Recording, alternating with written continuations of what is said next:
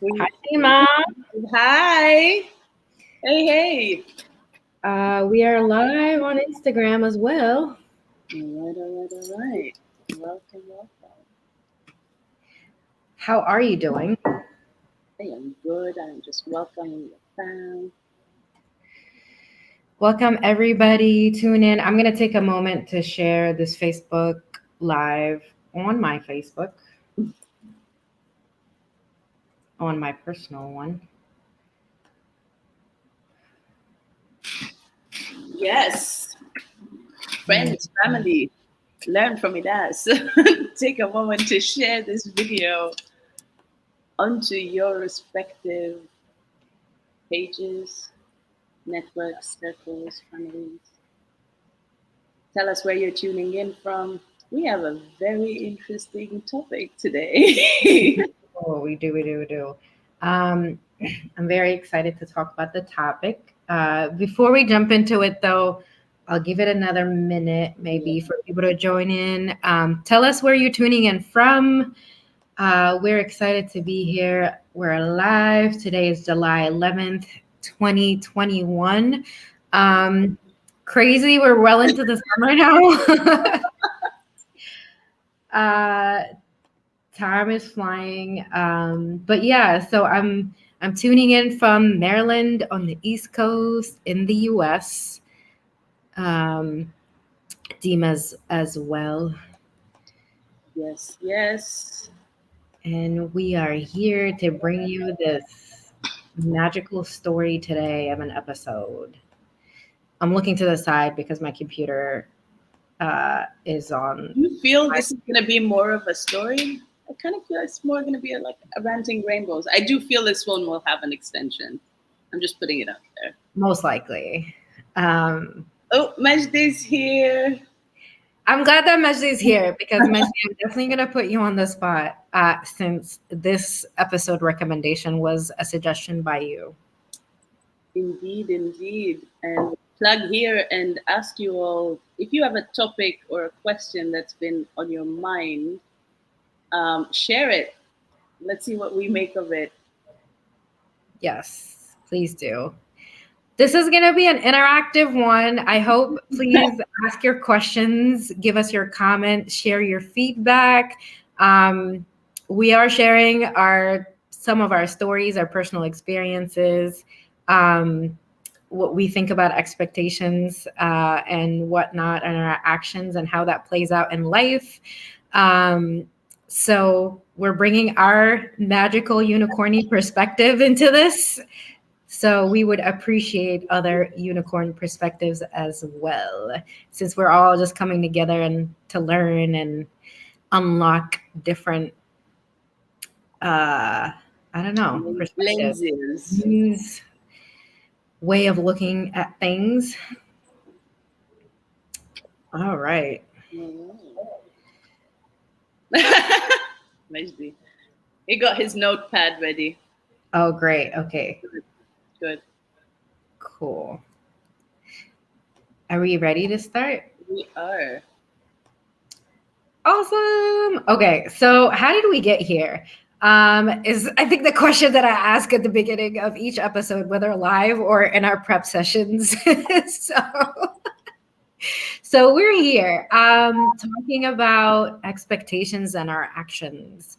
What is that really? What story is that really? What narrative is that telling to people? Our actions and what we expect from them, and also what we expect from ourselves.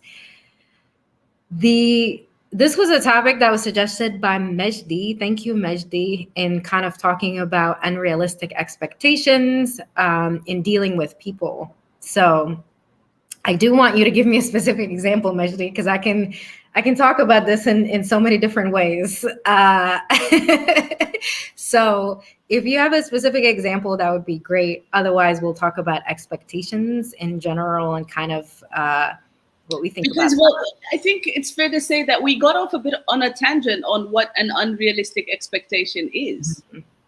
And why are we in a position where unrealistic anythings are anywhere in our spaces? So hence an example would be very useful. Is what do you consider an unrealistic expectation? As you do that, I think Ines, we can juggle to the general direction. Yeah. So, and even just in general, as kind of our theme for this season, and talking about personal growth and personal development, and what, how can we pave the way for our growth in general? And one of those things, we talked about plans a lot, and planning and what it means. How do we plan for ourselves and with others? And I think, a very important aspect of planning is checking our expectations. Most importantly, first of ourselves, what kind of expectations internally we set for ourselves, just showing up as a person. But there's also the external aspect of like setting expectations for other people too. And that's definitely tested when you're working with people, for sure, as to like just engaging with them, like not even just not just work. And again, with all relationships, all interactions with other humans, yeah. you have this. And when we say what are these expectations, whether of ourselves or of others as well, it's just like what Myron is saying. Hi, Myron. Thanks for joining us. Expectations based on, what are these expectations based on? Are they, familial expectations? Even if they're expectations of ourselves, where are they coming from? Like, why are you expecting this of yourself? I think it's coming from, it's a mosaic of things. It's really what makes us really, like coming from our backgrounds, our upbringing. There's so much that we're absorbing, sometimes subconsciously, even just growing up, what our families, the people that we grew up around, those parameters or boundaries that they have set, and we have just sometimes have adopted that as like a lifelong expectation without really shaking it, or without really reflecting on it, or examining really the root of where that certain expectation may come from. Talking with it and engaging with it, kind of like how in our last episode we were talking about, like, how do you co-create with your ambition? And by the same token, like, how are you deciphering or navigating your expectations with your expectation? Like, where are you coming from here? Why did you just like suddenly walk into my life? And how are you controlling everything I am doing, and how I am engaging with people, and how I react to certain things, whether they're things happening in my life or happening around me, and hence impacting my life. Right. And I think it's that moment when you kind of like go out and explore, and you're talking with other people, and you're like, wait, what? I didn't realize that's how you think of it, or I didn't realize that's the kind of boundary that you have for yourself. Because I think a lot of the times we kind of accept a lot of ways of doing things as just kind of the way. This is how I'm doing it, but not really breaking that down further, as to kind of like stopping and reevaluating that even more. So I'm not sure if Majdi has typed anything yet, but what is unrealistic? What would you say is an unrealistic expectation in situations that you deal with in general? Myron is saying personal ambition, family and community standards, past performance and accomplishments, demonstrated abilities, combination of the above, pick and choose. Yes, yes, yes, yes to all of them, Myron. And also understanding like family and community standards are not just family and community standards. There's also what they've been conditioned to believe are the standards, and hence internalizing that. And, and the cycle continues, which is why we say, okay, are we really stopping and getting to the root of what it is we are expecting and why we're expecting it of ourselves? because there's a lot of disappointment, there's a lot of exhaustion. It's like, oh, I have to do this and I have to do this and I have to do this and I have to do this. Like, do you ever catch yourself just pausing when someone asks you, like, oh, so what do you have planned for today? And like, what do you mean? Like, plan that? Is this a trick question? First of all, let's not get into like when we plan stuff, where that goes and how that happens. But like, also just on every front. Like, what are you doing today? Well, I'm doing this, I'm doing that, I'm doing this. How are you doing so much? Why are you doing everything? You're doing too much, you're taking too much on. Okay. Because then, I have to. But do we have to? And how much of it do we actually have to take on?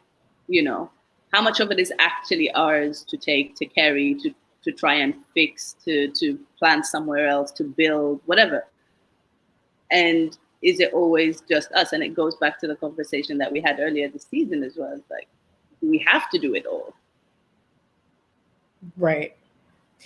My favorite example of testing all of this is starting a new job. Like, starting a new job is the ultimate test of, to me, everything, including expectations. Because usually what I try to do is I try to see how much I can get away with. And not from like, to be completely honest, but not from like a lazy perspective, from the perspective of, you have this job description that you've given me of all these tasks that I need to do, or of what you expect of me and how I show up to work. So there's an expectation of how I show up to work in terms of my attire. There's an expectation of how I show up in terms of how I speak and communicate in what we have defined in that workspace as an acceptable expectation. Mm-hmm. And also the expectation of the work that I'm supposed to put out, the work product that I'm supposed to produce. So a lot of the times it's really testing the boundaries into all of these. Like, can I wear my nose rings and my blingy earrings and wear my head wrap like this and wear colorful stuff at the office, at the new workplace, for example? Like, how much of it can I actually push to actually be my true self in that aspect? Myron is not surprised to hear this. me and Myron work together. That's why. But really not from, honestly, when it comes to the work product, not from, like I said, a lazy perspective, but really how much work do I need to invest here? And to what extent? Because I know my personal work integrity and mantra. But in terms of this new workplace that I'm coming into, please tell me your expectations up front so I know how to maneuver. Because it's tricky a lot of the times. And I think even like this example, a lot of the times you interview, you speak to certain people that are working there, you have an idea or a construct of what the expectations are. But how many times do you actually show up and you're like, oh, I didn't think it was going to be anything like this. What you guys put out in the interview process was a trick. You know, it's a trap, and now I'm here. This is an unrealistic expectation that you guys require, that I'm showing up here at like 7 a.m. every day for a not morning person like myself. So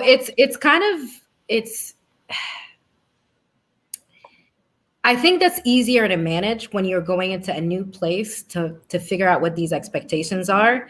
But it's a little bit more challenging when you've already, through your actions, set out an example or an expectation of yourself, especially, and now you're trying to walk it back and change it. So I'll just stick with work. So if you're always, we talked about this, Dima, if you're always the person that likes to volunteer and have a team spirit, and always you have this can-do spirit, and you always want to do things because it's all about the team and you want to get things done. You end up being the person that's always going to be somewhat stuck with these extra assignments to do because you always like to do it. And then one day you've generated that expectation. You've generated that label that's been stuck on you as the go-to for volunteer things. as And the now- go-to, to like someone to count on, to bring out the pom-poms, the trumpets, the jumping around, the hoops and the loops, and everything you need to get the spirit out. And there's no taking that back, because all your actions have said, because your actions speak louder than your words, is that you are going to be that person. And so if one day I decide, oh, we just remembered it's Jessica's birthday and no one has anything, who can like quickly come up with all the great creative ideas very quickly to do something very simple but still very thoughtful, hey, let's call Ines. And if Ines says, sorry, I'm like juggling 1,000,001 reports after so-and-so just left and so-and-so just gone and so-and-so. What do you mean? Like, you can't come up with just one idea really quickly, like now? Can you not stop what you're doing just this instant, just this once? But it's a thing, it's not just this once, and it's not just this instant. And you can't tell them that to their faces, because you've been doing it, because you know, I contributed to this. And, we go back and be like, I deserve it. I deserve this. I asked for this. I asked for it. it becomes like, I find myself looking around like, whose responsibility is that? 'Cause it's mine. It's like, why are you guys talking to me? Nothing against Jessica, she's lovely, but like, just to clarify, there is no Jessica. I'm just coming, this name just got pulled into this conversation. If there's a Jessica hearing us here, happy birthday. But it's just, what are these actions saying? And then as you do these actions, you're kind of doing them, even if you're saying you have no expectations coming back, you're kind of hoping they're going to be appreciated enough so that when you think of something to be done and you reach out to people, you're kind of secretly, maybe on some level, hoping that it will be reciprocated. And when it's not, then you're triggered and you're angry and you're bitter, because you've just organized everyone's birthday and everyone's field trip and bring your child to home day and your pet Halloween day and done all the reports and checked everyone's emails and lists, and somehow just the one day that you need someone to cover your shift because you're gonna go pull your wisdom teeth out is unrealistic. So I think that is the bane of everybody's existence on behalf of everyone. No, just kidding. Yeah, I think that's really hard.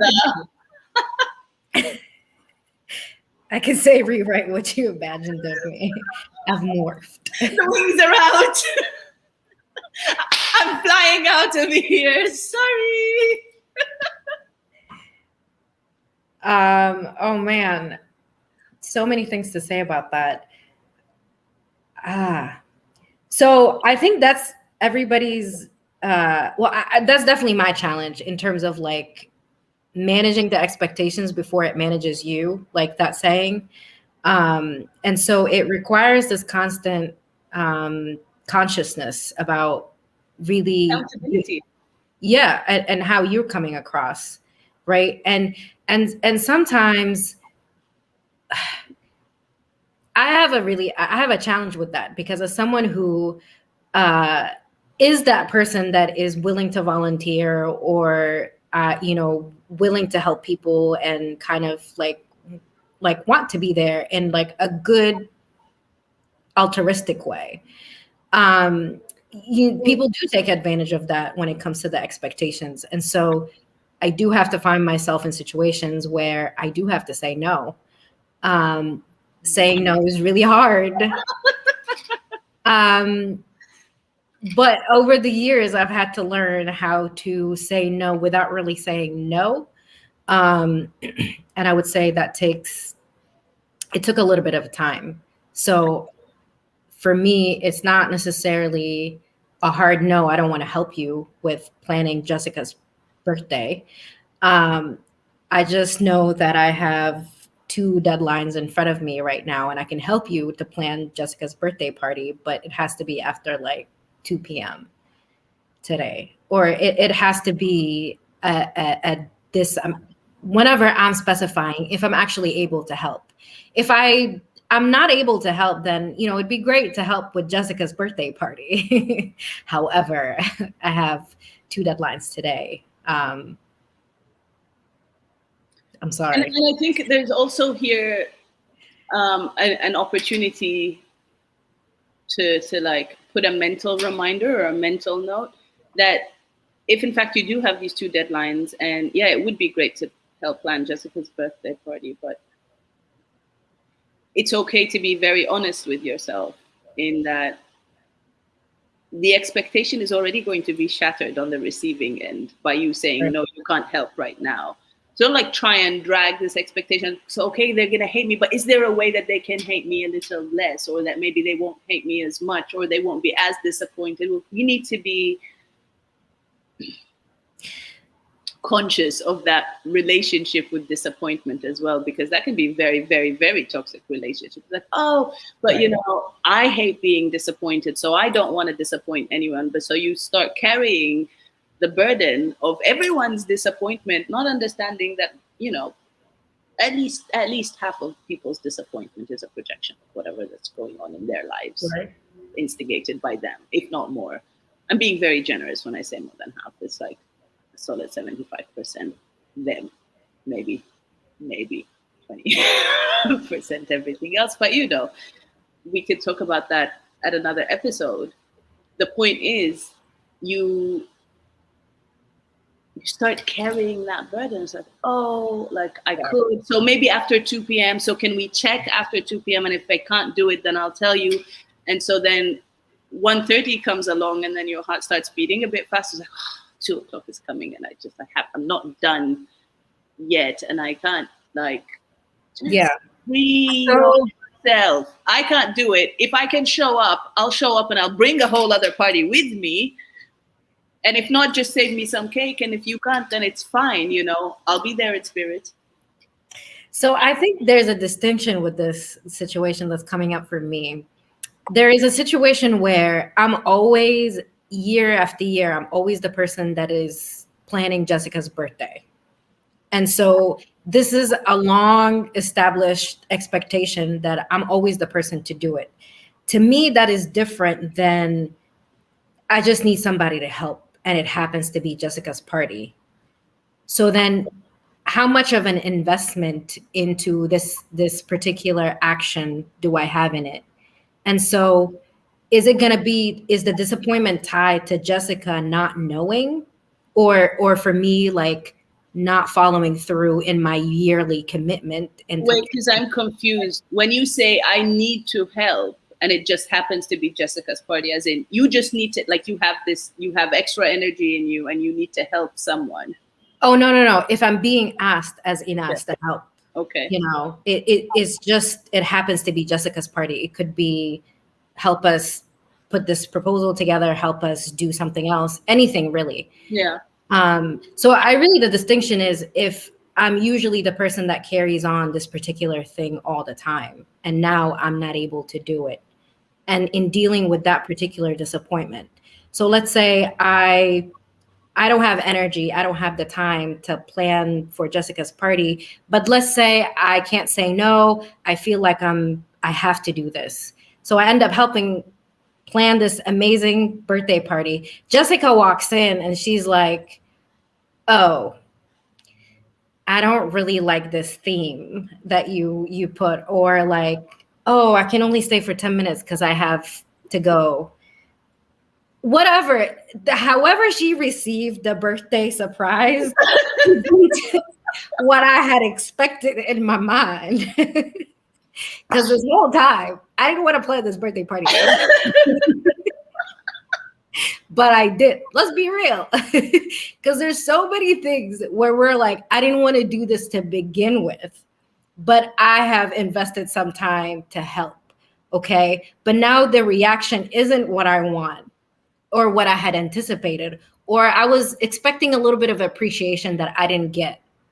Pause. So now I'm disappointed. Myra needs to be a co-host at some point here. Myra says this sounds more of an obligation than an offered gift. And you're very, very correct, Myron, because at this point it would be an obligation because Ines would feel like she has to help plan this party or But whatever. you see the crazy expectations that we even inflict upon ourselves. No, and then because you're taking this on and you hold yourself accountable to a certain standard that you bring in with you to any space, whether it's work or family or whatever.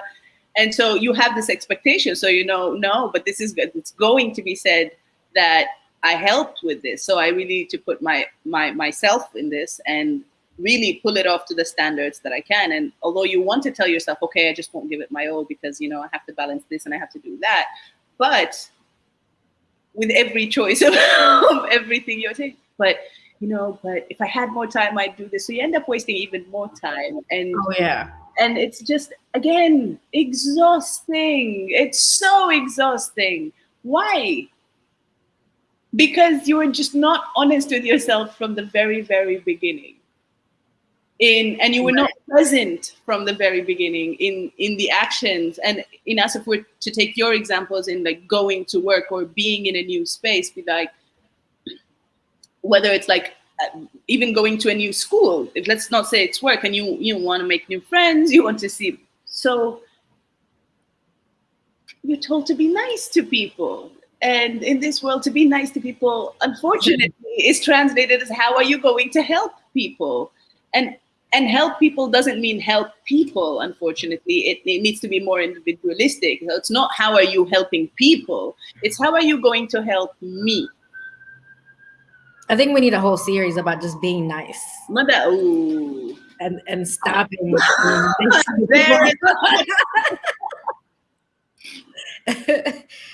Because it can be really problematic once you as a person have set a certain benevolent standard. Anyway. And also you accept what you accept and what you keep saying, oh, I'm no longer going to accept this. I'm no longer going to accept this. But then you're there. You're not going anywhere. Usually when you're at the point to say, I'm not going to expect this, or I'm just not going to take this anymore, you're already fed up. You've gotten to a point where you out of frustration are saying, I don't want to do this anymore. Yes. Except the do part of this sentiment, this emotion, this thought, whatever, this trigger, however you want to call it, the do part of it is just like taking out. I don't want to do this anymore, so I'm just not going to do anything. Or I'm just going to go to the opposite around you. Yeah. You're doing something. If you're still exposing yourself to this behavior in any way, you're doing something. If you are still engaging in any capacity or allowing for that to come into your life in any way, you're doing something. If you are not returning to sender whatever unrealistic expectations that are being delivered to your doorstep, if they're not being returned to center, believe you are doing something. And that something is inviting more unrealistic expectations into your life. That's it. And it has nothing to do with being nice. You can be very, very nice and tell people where to go with their unrealistic expectations. You can point them to very nice parks. They can take these expectations and release them there, not in my doorstep, not in my space. No. Thank you. This park has ponds, has trampolines, has places to pop bubbles, has swings, maybe a seesaw or two. No unrealistic expectations. There's going to be a barbecue space where we set them on fire. AB! Hey. AB says it's all about discipline. Thank you. Any other ones? Did we get any other comments? Yes, we have Mejdi saying, oh, let's do this. I think that's the series of being nice. He said, is it a medical condition though? Because some people are really messing their lives up, times chasing pipe dreams. I'm not trying to discourage people from having dreams. However, I'm saying make sure you have a plan B, C, D, E, F, Ah, Myron says, don't be nice, but be respectful and firm by maintaining your priorities. In this case, time management. Yes. Yes. AB says 100. I think it's a lot of the times that's, I don't know, maybe that's just the crux of the issue with where people are having a hard time, maybe kind of not saying no means that I'm not nice or I'm not part of the group or I'm not, it's a rejection. And so a lot of the times that's a lot of where issues come in managing expectations, because you want to still be part of the group. You still want to be the person that people call on. But how do you do it in a way that I'm communicating that I have certain time constraints, or I just won't be able to do this right now, without really sending messages of, I don't want to do this ever. Because a lot of the times, because I think back to your example, Dima, it's like whenever we say no, when it comes to that point out of frustration, I think it's where it gets sticky, because you're communicating no and you're frustrated and you're like, oh, I just don't want to be the person that's always asked at this point. Not even, no. I think even if you would come to terms with it, like considering everyone, discussing it with everyone, coming to the realization that this is what makes more sense, that, I can't be as engaged as I was before, or, I can't be planning all the events that we have and juggling, future events and doing this or whatever, it's not so much that you're saying no out of frustration. It's really, if you're saying yes and then bringing this frustration in, You're and right. then bringing this resentment in. Like for me, it's such a big deal to send an email to someone who I'm going to be starting a collaboration with, or looking to explore a collaboration with, and my energy is already at the now. Even if I'm saying I really love your work, it's being wrapped in, I would love your work a lot more if I'm not being forced to do this. And not so much that I'm being forced to do, you know what I mean. But Yeah. And something you said earlier, and I think I'm grateful that I'm able to now start looking at it differently. At not even that I want to be the person that's called on for, to volunteer for a party or to mediate a situation or mitigate a whatever, fix something. I don't even want to be that person. And because I want to be in a community of people who all do that in one way or another. And I want to be one of the people that can be called upon when I am needed or in that specific thing that I know I can really bring my all in. But I am also given time to recharge, to heal, to be poured into from everyone else. And this is, again, part of, and I'm telling us this all the time when we're off the screen, that this is what I love about being part of AGC, a growing culture, is that I am quite literally working with my family. It's no longer work or a job, or okay, fine, it's a job, I'm getting paid, I'm grateful.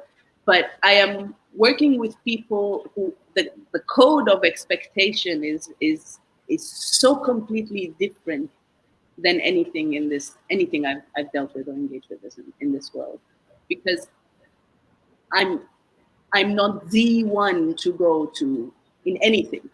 None of us is.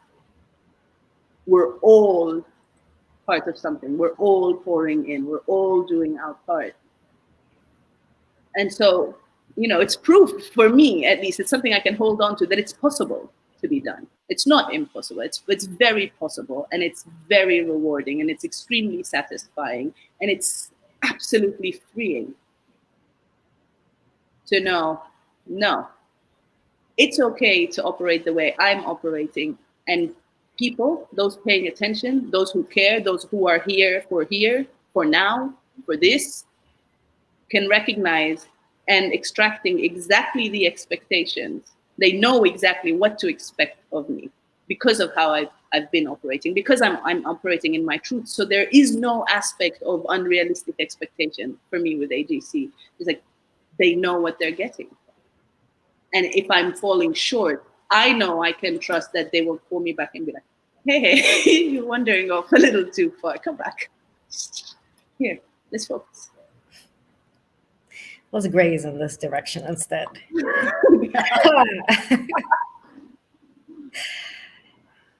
Yeah, and I think, man, that's great because I'm thinking in the back of my mind, it's like, well, how do you create that? You know, it's a blessing to work with people that share that common code of expectations. However, when you're when that isn't established and you're kind of, and I think it gets even trickier for me in a family setting, because the set of expectations is flying all over the place. There is no anchor as to like, there is the expectations of your parents, there's expectations of your siblings. And if you come from a big family like I do, everyone has a sort of conflicting expectations from the next person to the other. Like, so I'm guaranteed inherent expectations. What I've learned is that, you know, expectations aren't a bad thing. Common code of expectations. Thanks, Bill. That was Dima's quote, really. So expectations in of themselves aren't a bad thing because they communicate your, especially for yourselves, they communicate your limits, your boundaries, what you're willing to tolerate and what you're not willing to tolerate, right? It's when these expectations are too high or when they are unrealistic in some sort of that's when they become problematic. But I think we have this relationship with expectations sometimes that as soon as we say expectations, we want to say no.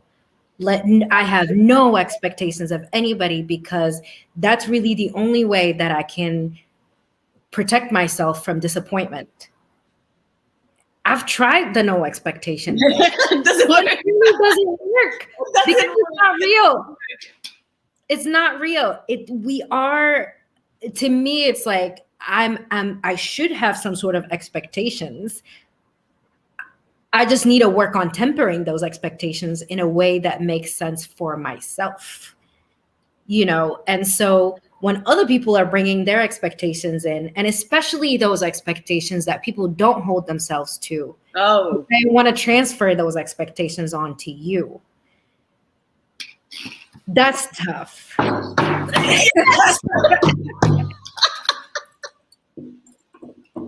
Yes.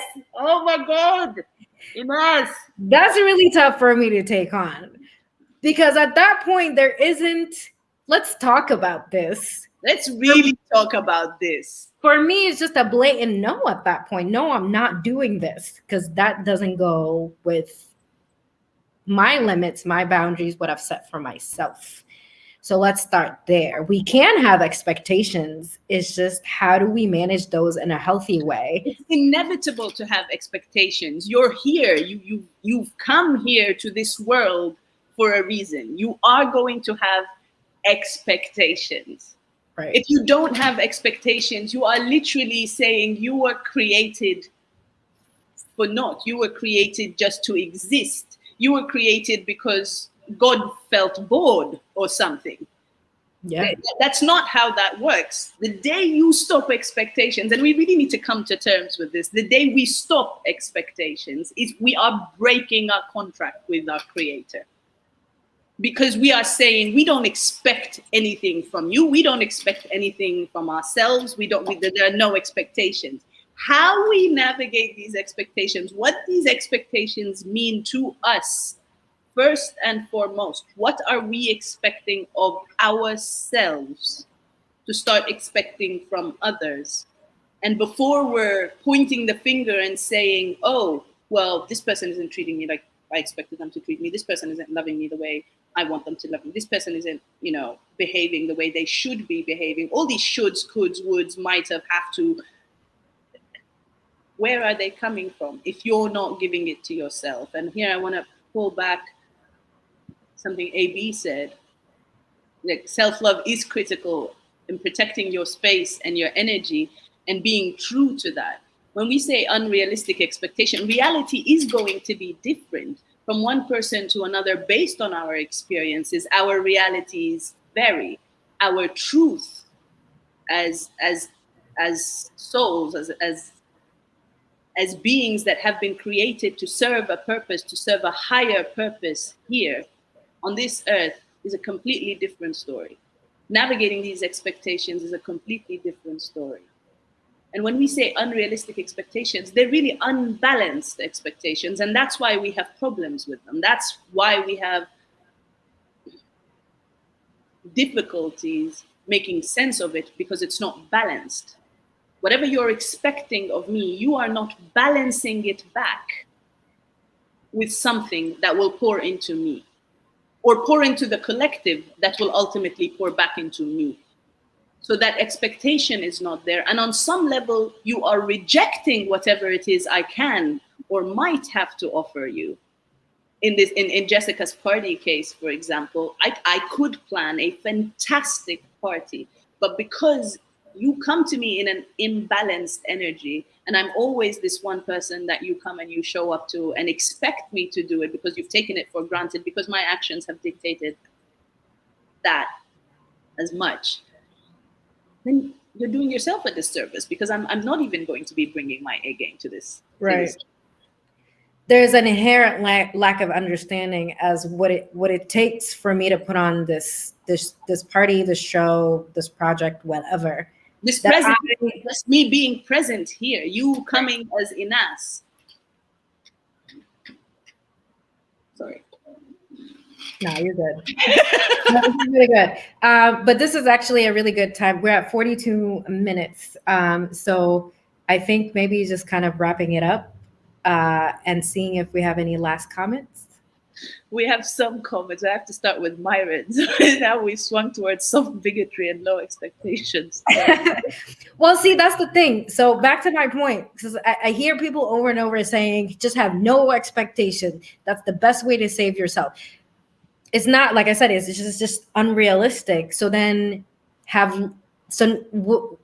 other thing that's coming out is, okay, let's have low expectations. If you don't temper low expectations also, like I said, it's back to your point, it's a balance that has to only make sense to you, really, in the way I manage low expectations differently than you do, and from anybody else. And so low expectations shouldn't be a standard so low to the point where it's discouraging to even try. So I'm not going to hold such a low bar that, like, just because you didn't kill somebody, I'll be like, oh, okay, like, that's really good. I should be proud of that. Like, it's just like something so murderer. Yeah. So, like, that's good. So there needs to be some sort of a high bar, whatever that high, wherever that's going to sit, that bar, that level is for you, is going to be relatively different from the next person. So with saying low expectations, I think I have to, like, caveat that with make sure that also doesn't tip over to everything works, everything passes through, have some sort of a standard that, like I said, it's also ultimately for you. But the other one is that, so people say low expectations. Gosh, I lost my point. I lost one of my marbles at such a critical point. So I'm going to remember. You need to pin it. I'm going to pin that. You didn't pin it to pin it. And yeah, I didn't write that one down. So I'm at a loss here. But yeah, it's essentially going back to that point of just, you have to set it for yourself and you have to balance it for yourself and communicate also to people sometimes I think people don't realize that they have unrealistic expectations. For whatever reason, when they come to you with certain asks or a certain favor or a certain, it's like, you want me to do what? Not just when they come to you with it, even when they don't come to you with it, but they have this expectation. And Omar earlier said weaponized, and it's such a powerful, such a powerful word here. How our own expectations and how other people's expectations of us is ultimately weaponized, and how it could be weaponized. And here he is again saying, the way I see it, expectations are standards, and standards are two different things. Expectations have standards. So if you have no expectation, it's hard to have standard. But is it okay to have expectation with no standards? I feel like this is a whole other topic on some level, but the high, I don't know. Ines, do you want to take this first, or? I think actually, thanks, Omar. That was actually the point that I lost. And so a lot of the times I think people do make the distinctions between expectations and standards. For me, like, standards are a form of an expectation that you've either set for yourself or for others. Some people move away from expectations altogether and say, I'm just not going to have expectations. I'm only going to have standards. I'm only going to live by certain standards that I set for myself and by extension others. That is an expectation in of itself. Setting that standard is a form of setting expectations. It's back to. Can I plug in our word here? The word that popped out from this discussion and preparing for this, it's expectations, really. Because whatever action you are taking is attached to some expectation you are putting out there. Right. Whatever it is. Engagement, disengagement, expectation, no expectation. Any action you are putting, like the thought of thinking, oh, maybe I'll get this, maybe I'll get that. It's attached to an expectation. Every action, every thought is attached to an expectation. Oh, and our comments are blowing. Oh, I told you, Inas, this will warrant another one. Fatma! Oh my God. Fatma is now. What's up? We have a Sudani unicorn here. Expectations in some societies could reach a level that makes the one act as a robot, just not to go off the regular social norms. Oh, that is a mish series لوحده on its own. I don't know what this is. Societal expectations are interesting. At least for me, I think dealing with societal expectations is a lot easier than dealing with expectations you hold either specific individuals to. Societal expectations, at least personally to me, are easy to kind of like rebel or not follow, or just kind of set your own standards and go by that. However, when it comes to disappointing, especially a family member or in a romantic relationship or someone that you actually know, that's a lot of a more challenging disappointment to deal with on a personal level than society, I would say. Being nice must be discussed. Thanks, Mashti. Cool. Bill. All right. I think unicorns. I think that's a pretty good cliffhanger, Dima. I think so.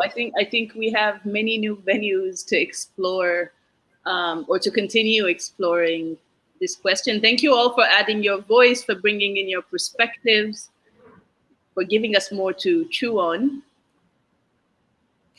I have actually a lot. He says, you can have high standards for yourself and still be at peace with where people are at, understanding that their standards do not have to move you off of your square.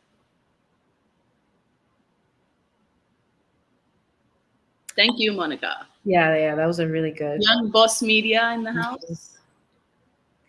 Woo, woo. All All right. right. So, Dima, our next episode is going to be on July 25th, Woo. 2 weeks from Yes. now. Yes. Um, please keep the suggestions coming. We're probably going to continue this conversation on at a certain level, or just bringing on a related topic. So thank you for all the suggestions. And Send us some examples of expectations that have made you change your experience with expectations, or expectations that have had you reckoning for some time.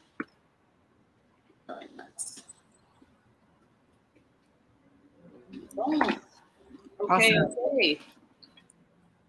Be ready to sign off? Yes, over and out. Have a great. Wait, this Nubian unicorn wants to share with all other Nubian unicorns. Go Happy for it. Nubian Heritage Month. It is July. All right, we'll see you 25th of July, noon Eastern Standard Time. If you don't already like and follow our pages on Facebook and Instagram, do it, do it, do it. And keep the question coming. Peace.